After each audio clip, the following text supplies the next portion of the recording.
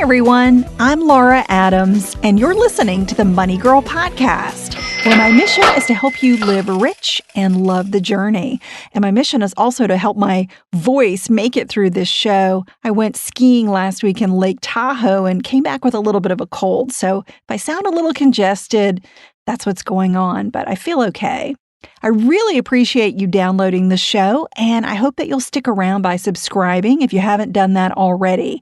You'll find the notes for each show and the full archive of podcasts in the Money Girls section at quickanddirtytips.com. I get that question a lot because people are looking for shows that predate what's in the feed in iTunes or wherever you're getting your podcasts. Unfortunately, those are all the shows that make it into the feed, but there are hundreds in the archive. So check it out over at quickanddirtytips.com. If you just put a topic in the search bar at the top right of the page, you'll see literally hundreds of shows that will come up for you.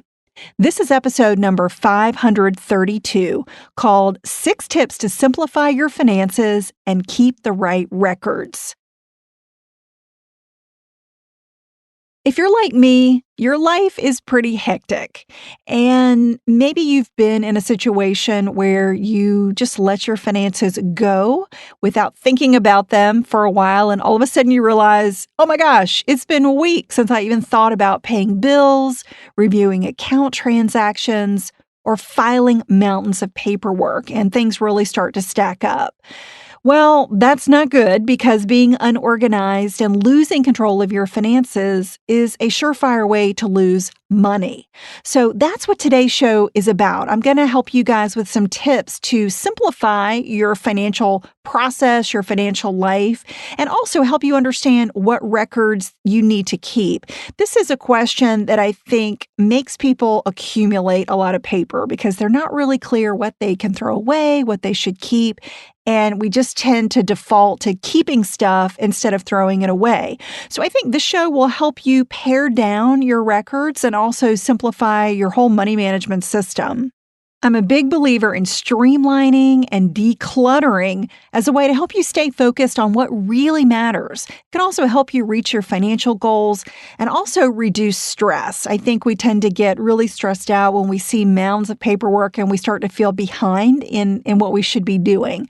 So we're going to cover 6 tips to simplify your finances, and we're going to jump right in. Number 1 is go paperless.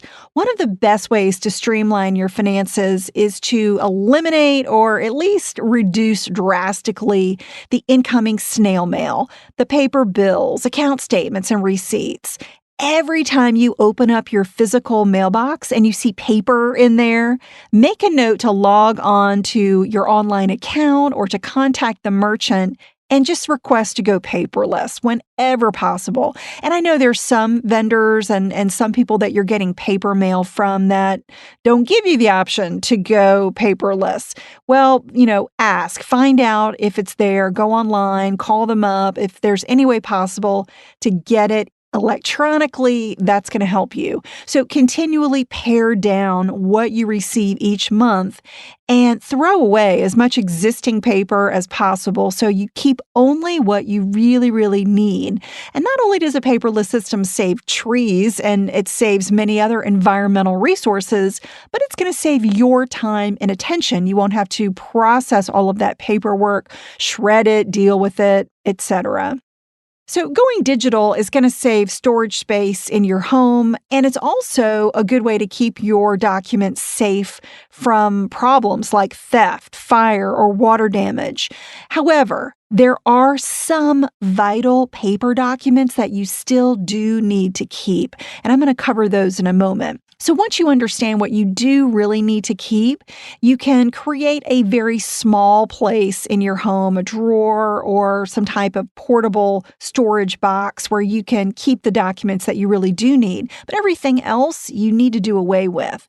So when you receive paper documents that you can easily find online, so things like your utility bills or an insurance policy, there's no need to keep them. You need to get in the habit of, again, asking for them them to be paperless and then going ahead and shredding them. So maybe you want to review the information on the paper and then go ahead and destroy the document, especially if it contains any personal information. And I consider personal information really anything about you. It could be your name, your address, and especially if it has an account number, a social security number, and those pre-approved offers that you get for credit cards, even for insurance, you definitely need to shred those. They've got a lot of potential to hurt you if they were to fall into the wrong hands and somebody were to open an account in your name. And you need to use a cross-cut shredder. So this is the type of shredder that turns the paper into confetti, like into little tiny pieces of paper.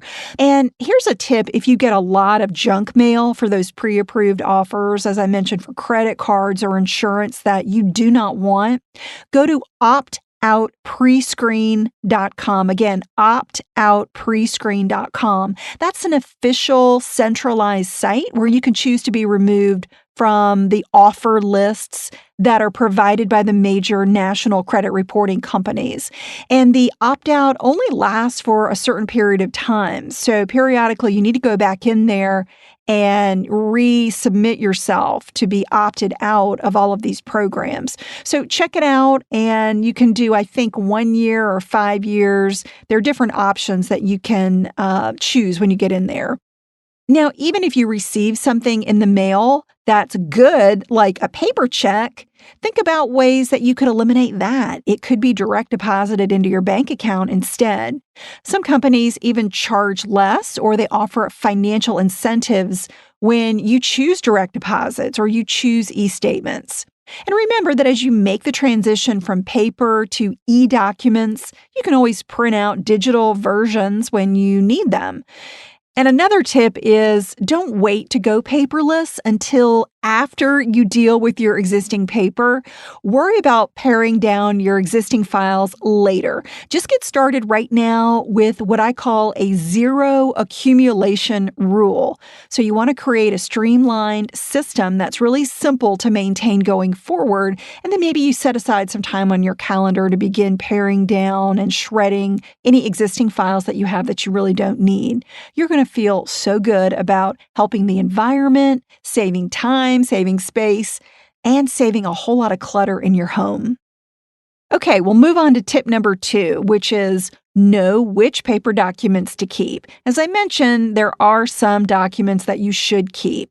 So you'd never want to throw away the originals of certain types of documents, even if you have a digital copy. So I'm going to give you a list here of some of the most vital documents that you should keep in their original form. So things like legal documents, wills, trusts, powers of attorney, medical directives, definitely keep the originals intact. Promissory notes, loan documents, titles or deeds, documents with raised seals or notarized signatures, so really anything that is official, home closing documents, receipts for home improvements, you might need those for taxes later on, receipts for expensive items that maybe you might need in case of an insurance claim, birth, adoption, and death certificates, marriage and divorce certificates, military records, any sentimental documents that you want to keep, like a handwritten note, and any financial document that you can't access online. So some financial institutions may only offer free access to online documents for a limited period. And if you need them later on, they may not be available, or you might have to pay for them. So if you know of any types of documents like that, maybe you've got some investing documents or a bank account where they only give you a couple months worth of statements. In that case, you want to go ahead and download those and save them as you go rather than risk not having them later on, especially if they're tax related. So what are you going to do with these vital original documents? Well, you need to keep them in a safe place. One option is a bank safe deposit box. You can get a small storage box at a bank for less than about $100 a year. If you have an attorney, that's another option. They can also help keep records for you.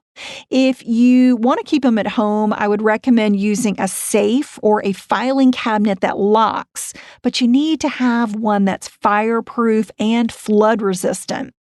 To give yourself an extra layer of protection, you can put all those original documents in an airtight plastic bag, like a Ziploc, just in case. And you can also keep digital backup copies of those documents in the cloud, just in case the originals get destroyed. And I'll cover more about digital filing in a moment. The third tip is to streamline your taxes. You might be wondering, what should I do with all my old tax returns? Well, the IRS actually allows you to keep digital copies of returns and the supporting documents for the income, deductions, and credits that you claim on that tax form. Generally, individuals need to keep old tax files for a minimum of 3 years. However, if you've got some complicated transactions like the purchase or sale of investments or real estate, I recommend holding on to them for 7 years so you can answer questions that could arise in an IRS audit. But once you've got these in a digital format, it's so easy to keep them. There's really no need to purge. So you could just, keep them forever once they're digital. So my fourth tip is to create a digital filing system. A key part of going paperless is making it really easy to scan documents that you don't need to keep in physical files so that you can shred the paper and file the digital copies, or move copies that you receive online into a filing format. Okay, back to tip number 4, which is create a digital filing system. As I mentioned, this is key. You've got to create an easy way to scan those documents. Try a free scanning app like Genius Scan on a mobile device. I love that one. It's loaded with image enhancement features, and it allows you to export documents as a JPEG or a multi-page PDF to email, text, or cloud services like Google Drive, Dropbox, and Evernote. Now, if you've got stacks of paper to scan, you might want to try a traditional flatbed scanner with a document feeder. That's going to save time. Many inexpensive printers already have a built-in scanner, and it'll send the file to your computer or email. And there are some portable scanners that even integrate with a variety of cloud services and accounting software like QuickBooks and TurboTax. So once you've got your files, you have to figure out where to put them. The best place is to create folders and subfolders on your computer desktop. Plus, you want to put them in at least 2 backup locations. You might save digital files on an external drive and use a free cloud service. Believe me, those backups will be a lifesaver if your computer dies or disappears. Yes, storing sensitive information electronically means you could be hacked. However, the advantages of digital documents far outweigh the downsides, especially if you take a few simple precautions like password protection on your devices and external drives. Remember that identity theft commonly occurs when thieves steal snail mail and paper that contains your confidential information. So going digital can also reduce the likelihood of a thief intercepting your sensitive information. Once you create a plan for what paper and digital documents you'll store where, make sure your family or loved ones know how to find your important documents if you weren't around. Tip number 5, use online banking services. Once you're in a routine of processing your incoming documents digitally, it's time to focus on outgoing documents, such as your payments. Now, many of you are probably already doing this, but I know some of you are still buying, writing, and mailing paper checks. Stop that. Not only are they costly and time-consuming to write and mail, but they can be stolen from your mailbox or at the receiving end. So just about every large or small banking institution now offers free online bill pay. You can enter any company or any person, and the service will send money directly to them, either electronically or will print and mail a paper check on your behalf for free. All you need to know is the payee's name, their mailing address, the amount you want to pay, and the date that you want your payment to arrive. If you've got recurring bills like rent or a car payment, you can set up automatic payments or you can enter them manually every month. Many banks can even request e-copies of your bills, and they kind of act like a centralized hub for all of your necessary payments. So at a glance, you can see your pending payments and the history for each biller in your account. You can even set up customized email alerts that inform you when a bill has arrived or remind you about the due date. It's a really handy way to make sure that your bills are paid on time, so you eliminate any late fees and boost your credit score. Additionally, consider other transactions that you can put on autopilot, like transfers to savings and even retirement contributions, like contributions to an IRA. Let technology give you a leg up so nothing falls through the cracks. Another key banking task that you can simplify is making deposits. If you cannot get funds directly deposited into your bank account, deposit those paper checks remotely. I'm still shocked at the number of people who are not doing this and who are making trips to the bank to deposit checks. Most bank apps have a remote deposit feature that allows you to use a mobile device to snap a picture of the front, snap a picture of the back, and hit the deposit button. It is so easy. Of course, you have to endorse the check first, but it doesn't get any easier than that. Be sure to never access any financial account from an open wireless network, like if you're in a coffee shop or a library. By monitoring your account activity and setting up strong passwords that you change on a regular basis, you can drastically reduce the likelihood of any fraudulent activity. Also, use a password manager if you're not already, like RoboForm or LastPass, to end that vicious cycle of resetting those forgotten passwords. These password managers are amazing. They store and encrypt your logon data and then automatically fill online forms for you. You can try a limited number of passwords for free, but if you want to do more than like 10 passwords, you'll need to purchase a subscription. It is well worth it. And the last tip we'll cover, number 6, is consolidate financial accounts. Having fewer financial accounts can really simplify your life. Not only does it make your money easier to monitor, but you're going to cut paperwork, you're going to reduce the paper trail at tax time, and more. Paring down investing, retirement, bank, and insurance companies can also cut your fees and qualify you for discounts. Most people only need one checking and one savings account. And if you've got multiple 401ks at old employers, consider rolling them over to an IRA. Even the investments that you choose inside retirement and investing accounts can be simplified. You might put all your money in the same fund family, or you might choose a low-cost index fund or an exchange-traded fund. You might also consider a target date fund, which is a type of diversified mutual fund that automatically shifts the mix of assets from growth-oriented to more conservative as you approach retirement. It's kind of an all-in-one account. So let's review the tips that I've covered. Number 1, go paperless. Number 2, know which paper documents to keep. Number 3, streamline your taxes. Number 4, create a digital filing system with backups. Number 5, use online banking services. And number 6, consolidate financial accounts where possible. I really want to encourage you to make getting financially organized a priority. You'll feel so much more in control of your finances. You'll eliminate expenses and save time so you can spend it doing something you enjoy. And I enjoyed a couple of reviews that were recently submitted on iTunes. Mrs. Craftman says, I love this show. It's easy to understand and hits on all the topics that help you get financially free. Thank you, Miss Craftsman. Joe Hare 2005 says, came across this podcast as I already purchased the book and Googled the author. Was really glad to learn she had a podcast. Very helpful. I recommend it if you're looking to learn more about money and savings and investing. Thank you so much for purchasing the book. If you guys don't know that I have a book, it's called Money Girls, Smart Moves to Grow Rich. It's in paperback form. I also have a lot of audiobooks and ebooks, but that one is the most popular.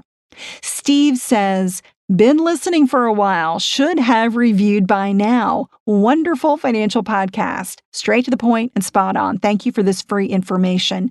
Steve, thank you for your review and thank you for finally giving in to your guilt and reviewing the show. If you're enjoying the show and have not done that yet, please take a moment and let me and everyone at Quick and Dirty Tips who works behind the scenes know that you're getting value from the show. Your feedback is so important to us. So take a moment and give a short review and rating. It can literally take less than a minute of your time. As always, I want to encourage you to keep listening, learning, and leveraging your resources to grow richer every single day. And if getting out of debt is important for your financial goals this year, I really want to help you.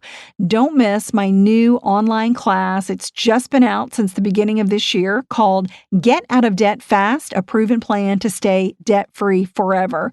It's a very comprehensive class in how to tackle all types of debt. You will come away with a clear debt reduction plan to eliminate credit cards, student loans, medical bills, mortgages, or any debt that you owe, even if you don't have extra money to pay them off faster. It covers every situation that you might come across if you're dealing with debt or simply looking for more efficient ways to get rid of debt faster. To learn more, just send me a text. Text DEBT course, DEBTCOURSE with no space to the number 33444, and I'll send you an email that gives you 85% off. I'm trying to stretch this promotion out as long as I can for podcast listeners because I love you guys so much, but it won't last forever. So be sure to check it out, and I'll see you in class. That's all for now. I'll talk to you next week, courtesy of Money Girl, your guide to a richer life.